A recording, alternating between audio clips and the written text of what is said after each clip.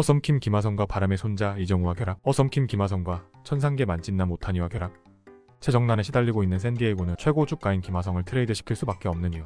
제이 프렐러 샌디에이고 단장은 메이저리그를 놀라게 할 만한 굵직한 트레이드를 성사시킨 인물로 유명하다. 때로는 파격적이면서도 때로는 잘 이해가 안 되는 트레이드로 매드맨이라는 별명도 가지고 있다. 그의 선수단에 있는 이들은 일부 선수들을 제외하면 필연적으로 트레이드라는 단어와 마주할 가능성을 가지고 있다. 이제는 팀의 주축 선수로 거듭난 김하성 29 샌디에이고 또한 마찬가지다. 트레이드 가능성이 처음으로 거론된 것은 2022년 겨울이었다. 프렐러 단장은 2022년 윈터미팅 당시 많은 팀들이 김하성과 당시 팀의 외야수였던 트렌트 그리샤며 뉴욕 양키스의 트레이드 가능성을 문의했다고 공개했다. 당시까지만 해도 내셔널리그 서부지구 정복이라는 원대한 꿈을 가지고 있던 샌디에이고라 성사되지는 않았지만 김하성이 처음으로 트레이드 블록에 이름을 올리는 순간이었다. 2023년 시즌 중 그리고 시즌이 끝난 뒤에도 김하성 트레이드 이야기는 끊이지 않았다. 상당수 언론 그 중에서도 메이저리그 대표 소식통이라고 할 수 있는 기자들이 공통적으로 김하성이 트레이드 시장에서 상당한 인기를 끌고 있다고 입을 모을 정도였다. 결과적으로 김하성 트레이드는 이루어지지 않았지만 많은 언론들은 트레이드 논의가 있었다고 의심한다. 김하성과 젠더 보가치의 수비 포지션을 스프링 트레이닝 시작 직전에 바꾼 것도 다 이런 이유 때문이 아니냐는 것이다. 실제 프렐러 단장은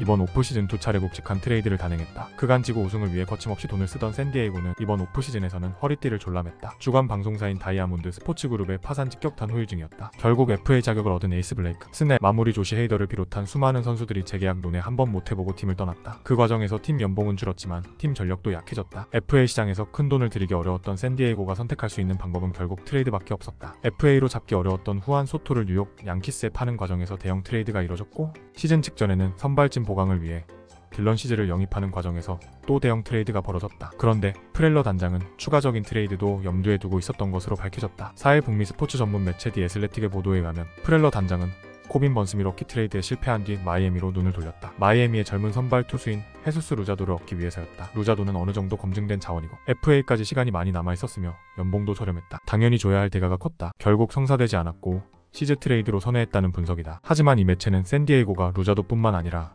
올스타 이루수 루이스 아라에스에도 관심을 가지고 있었다고 보도했다. 아라에스는 지난해 내셔널리그 타격왕을 차지한 선수다. 장타력이 화끈한 선수는 아니지만 콘택트 능력은 리그 최정 상급으로 인정받는다. 샌디에이고는 이미 내야가 가득 차있다. 1루 제이크 크로네너스, 2루 젠더 보가치, 유격수 김하성, 3루수 매니 마차도라는 주전 선수들이 있다. 루자도는 팀에 반드시 필요한 자원이었지만 아라에스는 꼭 그런지 의문이 있다. 하지만 디 애슬레틱은 샌디에이고가 크로넨워스의 트레이드를 염두에 두고 있었으며 팔꿈치 수술을 한 마차도의 3루 수비에도 우려를 가지고 있었다고 추측했다. 이 경우 김하성을 3루로 보가치를 유격수로 아라에스를 1루에 두는 그림이 나오며 마차도와 아라에스가 번갈아가며 지명타자를 보는 그림도 그려볼 수 있다. 결국 샌디에이고가 이번 오프시즌 복잡한 트레이드 논의 및 구상을 진행했으며 김하성의 유격수 전환이 오프시즌이 아닌 스프링 트레이닝 시작에야 결정된 것도 이유가 드러난다는 평가다. 어쨌든 관심을 모았던 김하성 트레이드는 오프시즌에 이루어지지 않았고 김하성은 동료들과 함께 서울시리즈행 비행기를 타며 2024년 정규 시즌을 시작했다. 하지만 현지 언론들은 결국 김하성이 올 시즌 트레이드 마감 시한을 앞두고 트레이드 될 것이라 예상한다. 몇 가지 이유가 있다. 김하성은 이미 몸값이 총액 1억 달러 중반까지 치솟은 상황이다. 팀 페이롤 감축에 나선 샌디에이고가 김하성을 잡을 만한 돈이 있을지는 미지수다. 이미 팀의 장기 계약자가 넘쳐난다. 유동성이 부족하다. 여기에 올해는 중견수로 뛰고 있지만 리그에서 손꼽히는 유격수 유망주인 잭슨 메릴도 버티고 있다. 내년부터는 메릴이 주전 유격수로 뛰는 그림을 그릴 만하다. 일단 7월까지 최선을 다한 뒤 포스트 시즌 진출 가능성이 떨어지면